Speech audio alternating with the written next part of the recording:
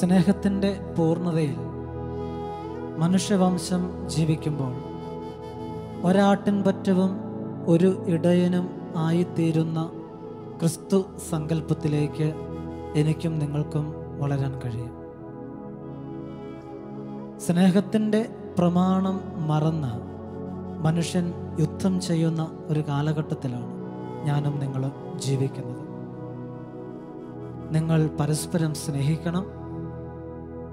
നിങ്ങളുടെ പരസ്പര സ്നേഹം കണ്ടിട്ട് ലോകം നിങ്ങളെൻ്റെ ശിഷ്യന്മാരാണെന്ന് അറിയണം. ആ രീതിയിൽ നിങ്ങൾ സ്നേഹിക്കണം. ആ ക്രിസ്തു സ്നേഹത്തിലേക്ക് നമുക്ക് വളരാനുള്ള ഒരു അവസരമാണ് നാഥനോടൊപ്പം എന്ന ഈ സംഗീത പ്രാർത്ഥന ശുശ്രൂഷ. ഏറെ ഒരുക്കത്തോടെ, ഹൃദയ നൈർമല്യത്തോടെ, ഹൃദയവിശാലതയോടെ നമുക്ക് ഈ ഒരു ശുശ്രൂഷയിലേക്ക് പ്രവേശിക്കാം. എൻ്റെ മതം കരുണയാണ് എന്ന് പറഞ്ഞ ദലൈലാമയെ നമുക്ക് ഓർക്കാം.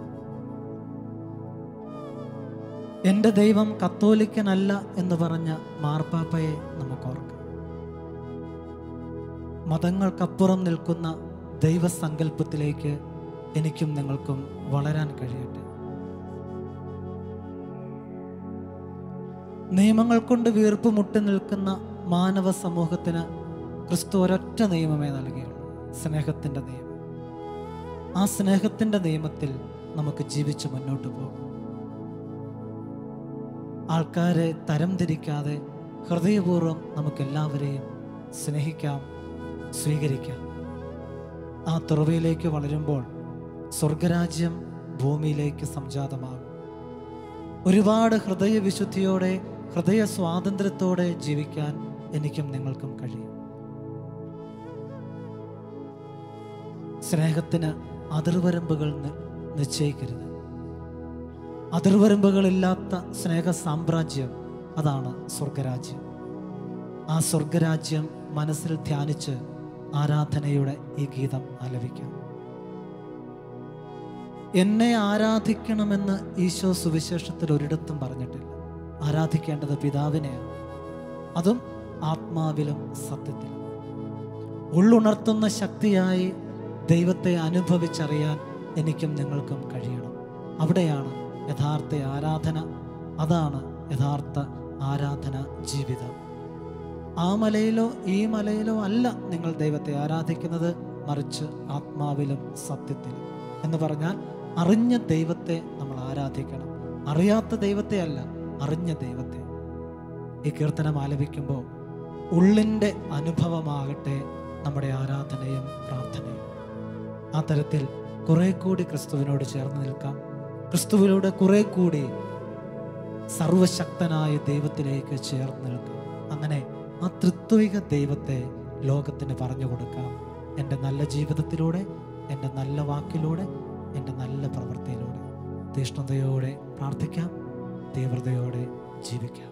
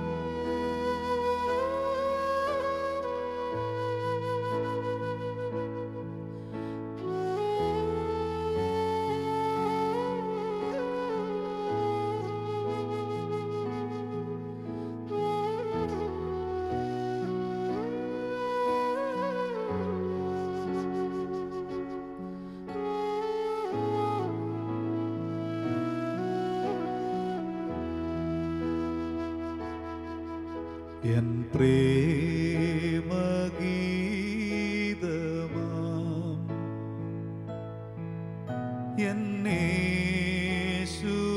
എന്നേശുനാഥൻ എൻ പ്രേമഗീതമാ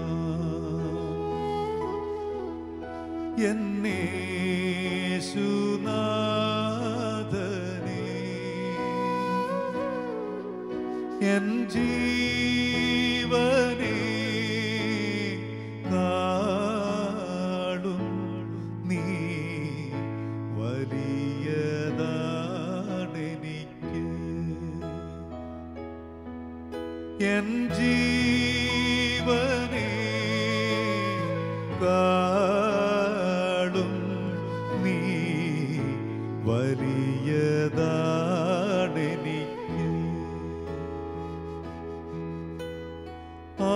ആരാധന ആരാധന ആരാധന ആരാധന ഓ ആരാധന ആരാധന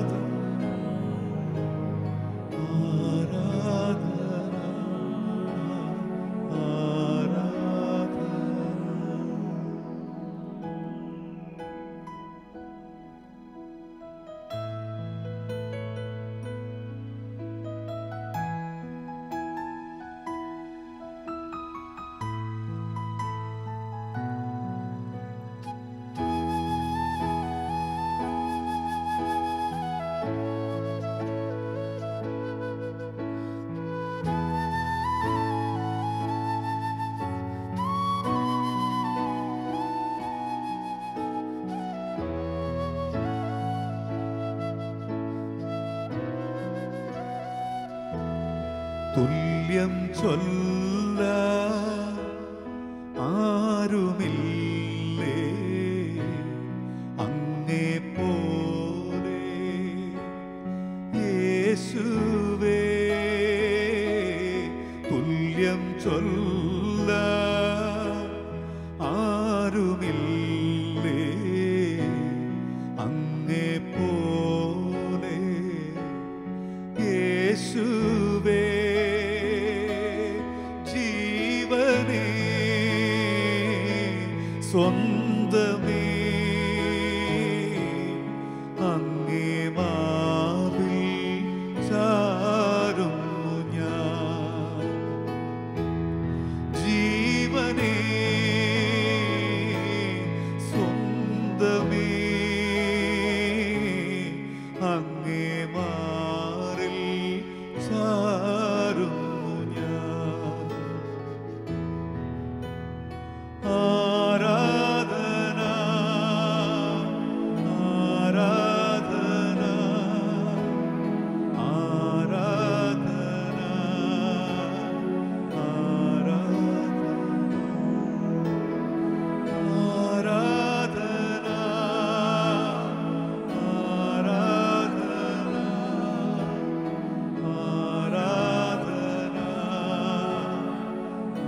ആരാധന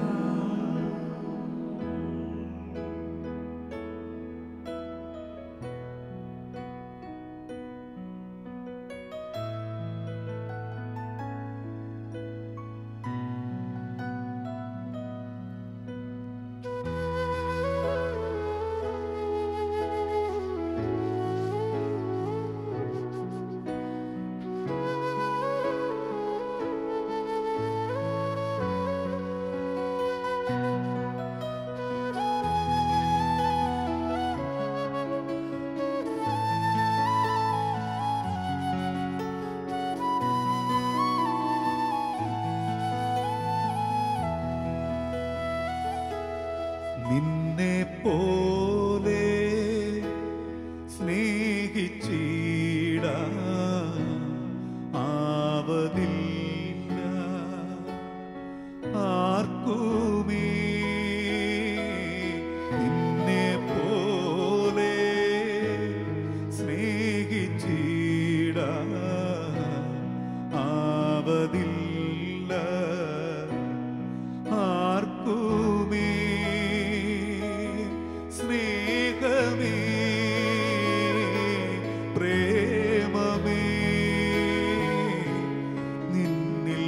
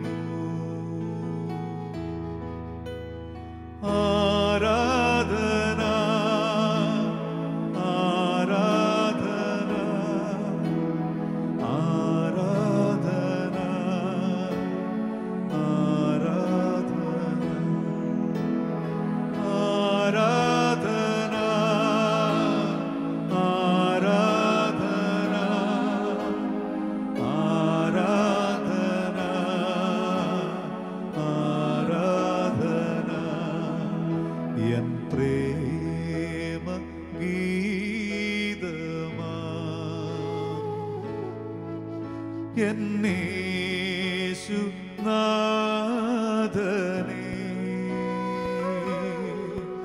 എൻ പ്രേമഗീതമാ,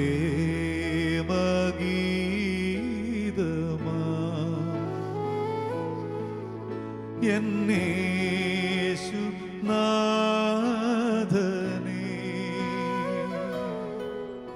എൻ ജീവനേ കാളും നീ വലിയതാണെനിക്ക്.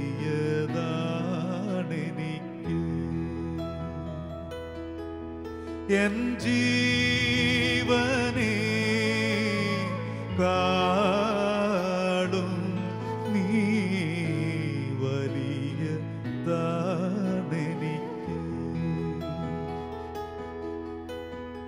ആരാധന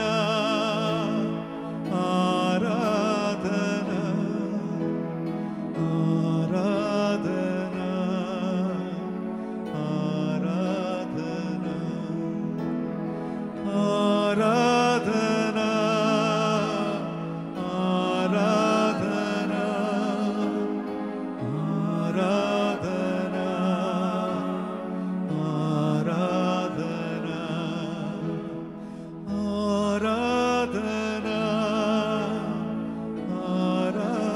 ആരാധന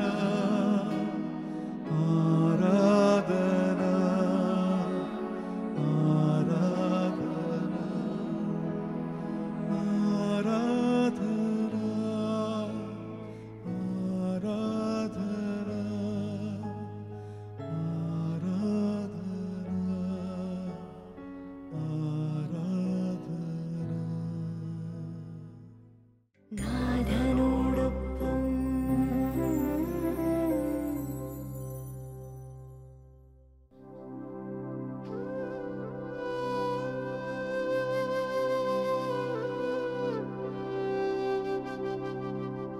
മനുഷ്യപുത്രൻ ആരെന്നാണ് നിങ്ങൾ പറയുന്നത്? ശിഷ്യന്മാരോടുള്ള ഈശോയുടെ ചോദ്യം. അതിനുള്ള മറുപടി പത്രോസിൻ്റെതായിരുന്നു. നീ ജീവനുള്ള ദൈവത്തിൻ്റെ പുത്രനായ ക്രിസ്തുവാണ്. വളരെ കൃത്യമായിട്ടുള്ള ഒരു ഉത്തരം. ഈശോയുടെ മറുപടി, യോനായുടെ പുത്രനായ ശമയോനെ, നീ ഭാഗ്യവാൻ. മാംസ രക്തങ്ങളല്ല, സ്വർഗസ്ഥനായ പിതാവാണ് നിനക്ക് ഇത് വെളിപ്പെടുത്തി തന്നത്. മാംസരക്തങ്ങളിൽ ജീവിക്കുന്നവന് യഥാർത്ഥ ക്രിസ്തുവാനുഭവം ഉണ്ടാവുക സാധ്യമല്ല. എൻ്റെയും നിങ്ങളുടെയും ഈ കാലഘട്ടത്തിലെ ജീവിതം മാംസരക്തങ്ങളുടെ ജീവിതമാണ്. ഭക്ഷണത്തിനും ശരീരത്തിനുമൊക്കെ കൂടുതൽ പ്രാധാന്യം കൊടുത്തുകൊണ്ട് ജീവിക്കുമ്പോൾ ആത്മീയതയുടെ അനുഭവം എന്നിൽ നിന്ന് ഇല്ലാതെയായി മാറും. വീഴുന്നവനാണ് ശമയോൻ, വീഴാത്തവനാണ് പത്രോസ്. ഈശോ ശമയോനെ പത്രോസിലേക്ക് ഉയർത്തുകയാണ്. പത്രോസിലേക്ക് ഉയർത്തിയതിന് ശേഷവും പത്രോസ് ഇടയ്ക്ക് ശമയോനിലേക്ക് പോയിട്ടുണ്ട്. ആ ഒരു തിരിച്ചുപോക്കാണ് ഈശോയെ തള്ളിപ്പറഞ്ഞ നിമിഷം. ഞാൻ അവനെ അറിയുകയില്ല. തൊട്ടടുത്ത നിമിഷം അവൻ ഹൃദയം പൊട്ടി കരയുകയാണ്. ഈശോ പത്രോസിനെ തിരിഞ്ഞു നോക്കി.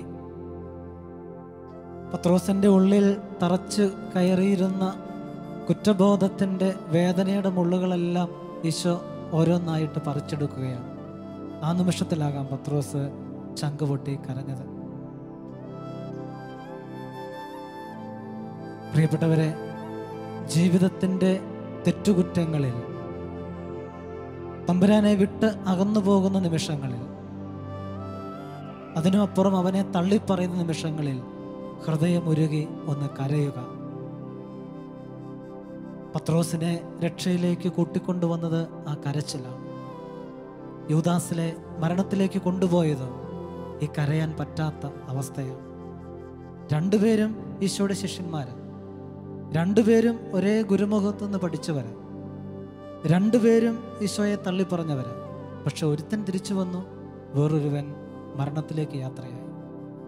നമുക്ക് പത്രോസിനെ പോലെ ഹൃദയം നൊന്ത് കരഞ്ഞ് തിരിച്ചു വരാം. പത്രോസ് മനസ്തപിച്ചത് ക്രിസ്തുവിൻ്റെ അടുത്ത്, യൂദാസ് മനസ്തപിച്ചത് പ്രമാണിമാരുടെ അടുത്ത്. അതാ രണ്ടുപേരുടെയും വ്യത്യാസം. നമുക്ക് കരുണയുടെ കൂടാരമായ കുമ്പസാരക്കൂട്ടിനെ സമീപിക്കാം. ഹൃദയത്തിൻ്റെ മുറിവുകളും മനസ്സിൻ്റെ വേദനകളും വിങ്ങലുകളും എല്ലാം ഏറ്റുപറയാം. കുരിശിൽ കിടക്കുന്നവൻ്റെ വേദന നമുക്കൊന്ന് സ്വന്തമാക്കാം. ആശ്വാസം നമ്മുടെ ഹൃദയത്തിലേക്ക് ഏറ്റുവാങ്ങാം. എന്നിട്ട് ഒരു പുതിയ ജീവിതം നയിക്കാം. തള്ളിപ്പറയാത്ത ജീവിതം, അവനിലേക്ക് നടന്നെടുക്കുന്ന ജീവിതം. അവിടെ ആശ്വാസവും ആനന്ദവും സ്വർഗരാജ്യത്തിൻ്റെ അനുഭവം ഉണ്ടാകും. പ്രാർത്ഥിക്കാം.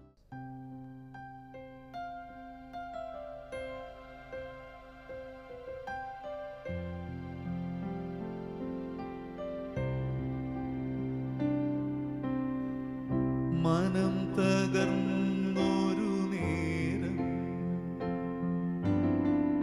മിഴി നനഞ്ഞൊരു നേരം, കനലു നിറയുമെൻ ഉള്ളിൽ, ഹൃദയമുരുകും നേരം, അരികിൽ വന്ന് പതിയെ എന്നെ വിളിച്ച ദൈവമേ,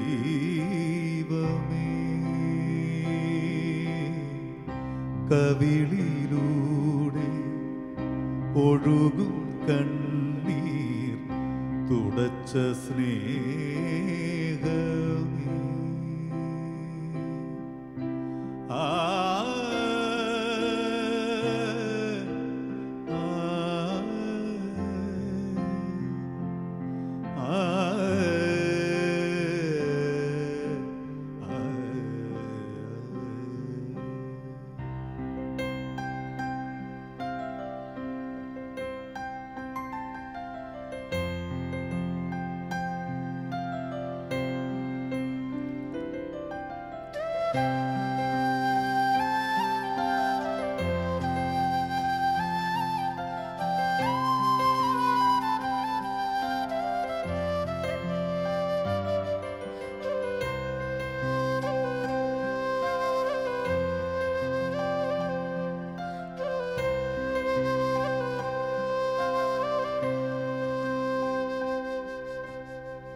മനം തകർന്നൊരു നേരം,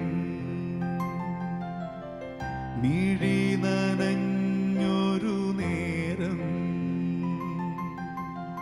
കനലു നിറയുമെന്നുള്ളിൽ, ഹൃദയമുരുകും നേരം,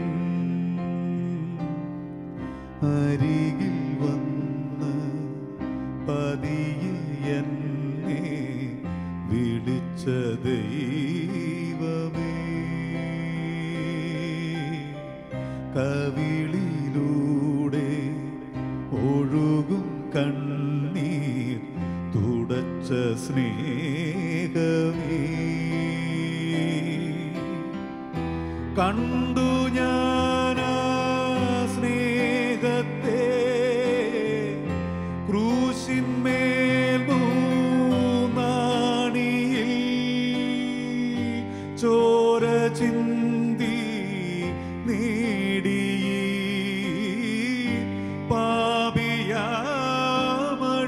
പാപിയാമടിയനെ യേശുവേ,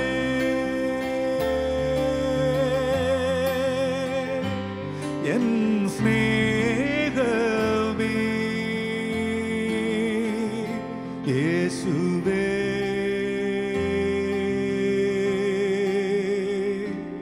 എൻ ജീവനേ.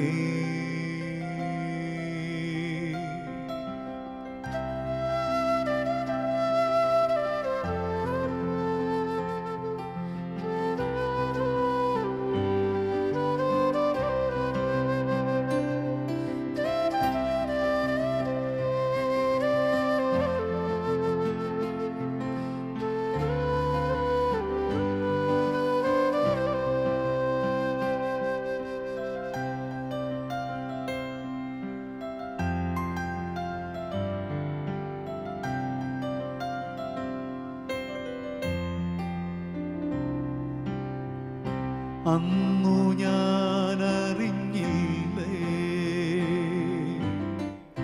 ക്രൂശിൽ പിടഞ്ഞതൻ പേർക്കാ നീറുന്നുണ്ടെനിക്കിന്നും നിന്റെ സ്നേഹമോർക്കുമ്പോൾ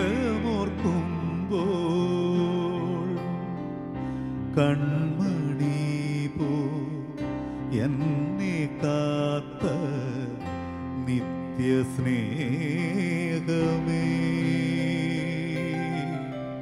നന്ദി ചൊല്ല ആവതില്ലേ അലിവു തോന്നണേ കണ്ടു ഞാൻ സ്നേഹത്തെ ക്രൂശിന്മേൽ മൂന്നാണിയിൽ ചോര ചിന്തി നേടി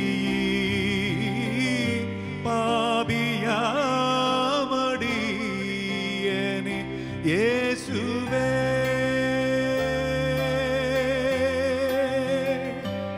എൻ സ്നേഹമേ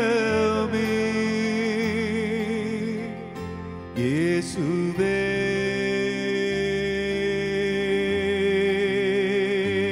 എൻ ജീവനേ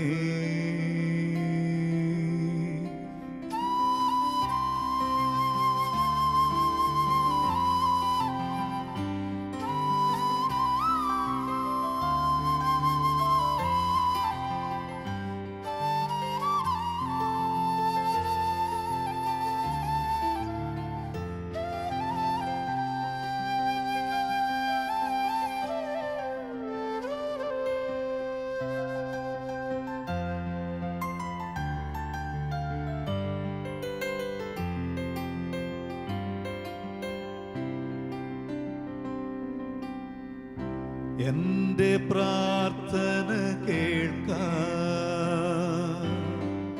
വേറെ ആരുമികത്തിൽ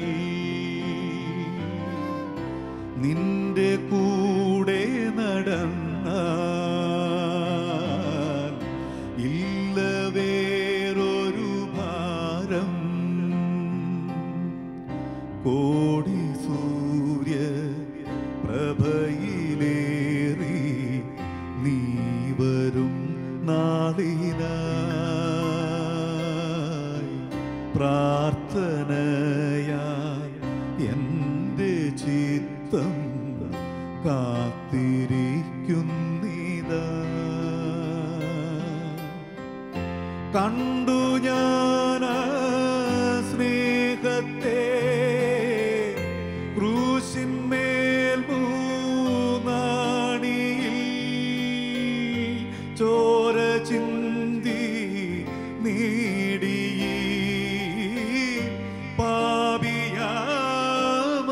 പാപിയാമടിയനെ യേശുവേ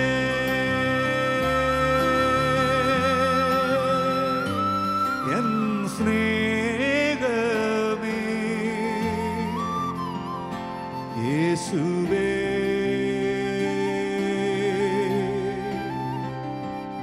എൻ ജീവനേ യേശുവേ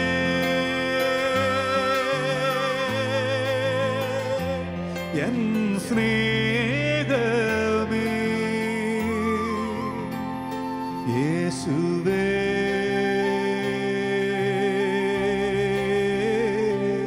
എൻ ജീവനേ മനം തകർന്നൊരു നേരം മിഴി നനഞ്ഞൊരു നേരം കനലു നിറയുമെന്നുള്ളിൽ ഹൃദയമുരുകും നേരം അരികിൽ വന്ന് പതിയെ എന്നെ വിളിച്ച ദൈവമേ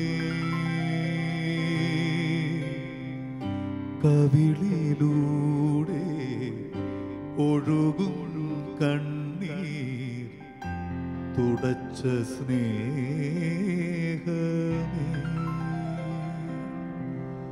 ആ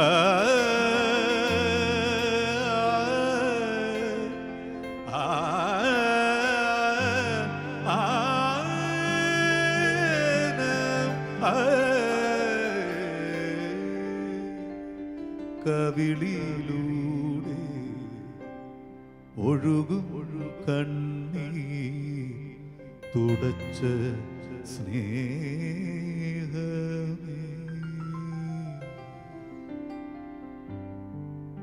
മനുഷ്യപുത്രൻ വളരെയേറെ സഹിക്കേണ്ടി വരുമെന്നും ജനപ്രമാണികളാൽ വധിക്കപ്പെടേണ്ടിയിരിക്കുന്നുവെന്നും ഈശോ ശിഷ്യന്മാരെ അറിയിച്ചപ്പോൾ പത്രോസ് പറഞ്ഞു, നിനക്കിതൊരിക്കലും സംഭവിക്കാതിരിക്കട്ടെ.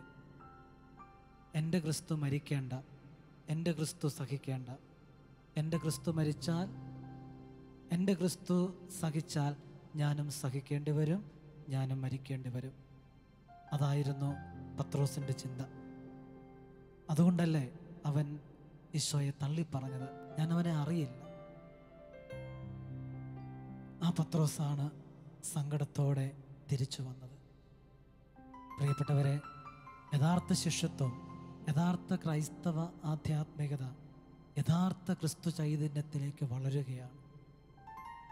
ത്യാഗങ്ങളിൽ നിന്നും സഹനങ്ങളിൽ നിന്നും ഒളിച്ചോട്ടമല്ല ക്രൈസ്തവ ആധ്യാത്മികത, അതിലേക്ക് ചേർന്ന് നിൽക്കലാണ്. അതുകൊണ്ട് നമുക്ക് ക്രിസ്തു സഹനത്തോട് ചേർന്ന് നിൽക്കാം, അവൻ്റെ മരണത്തോട് ചേർന്ന് നിൽക്കാം. ഞാൻ സമൂഹത്തിലും കുടുംബത്തിലുമൊക്കെ ചെറുതാകുന്ന സമയത്തും ഒറ്റപ്പെടുന്ന സമയത്തും ഒക്കെ ഒരു ബലിയാക്കി ആ ചെറുതാകലിനെ, ഒറ്റപ്പെടലിനെ മാറ്റുമ്പോൾ ക്രിസ്തു മഹത്വപ്പെടുന്നു, ഒപ്പം ഞാൻ വിജയത്തിലേക്ക് കാലെടുത്ത് വയ്ക്കുകയാണ്. ഇതാണ് നേരിൻ്റെ ആത്മീയത, ഇതാണ് സത്യസന്ധമായ ഒരു ജീവിതയാത്ര. നമുക്കതിനെ സ്വീകരിക്കാം, അതിനോട് ചേർന്ന് നിൽക്കാം. തീർച്ചയായിട്ടും വിജയം നമുക്കൊപ്പമാണ്. കർത്താവ് നമ്മുടെ കൂടെയാണ്. പ്രാർത്ഥിക്കാം.